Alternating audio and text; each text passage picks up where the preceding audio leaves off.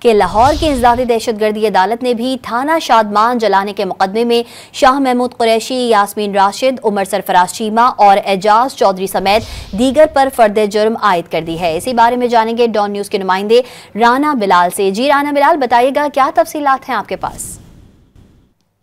جی 9 مئی کو تھانہ شادمان جلانے کے مقدمے میں بڑی پیشرفت سامنے آئی ہے۔ لاہور کی انسداد دہشت گردی عدالت نے شاہ محمود قریشی، یاسمین راشد، عمر سرفراز چیمہ، میاں محمود الرشید اور سینیٹر اعجاز چودھری سمیت دیگر تمام ملزمان پر فرد جرم عائد کر دی ہے اور تمام ملزمان نے صحت جرم سے انکار کیا ہے، جس کے بعد انسداد دہشت گردی عدالت کے جج نے پروسیکیوشن کے گواہان کو 19 دسمبر کو جو ہے وہ گواہی کے لیے طلب کر لیا ہے۔ اس مقدمے کی جو ہے وہ جیل ٹرائل اس کا ہوا تھا اور آج جیل ٹرائل کے دوران عدالت نے تمام ملزمان پر فرد جرم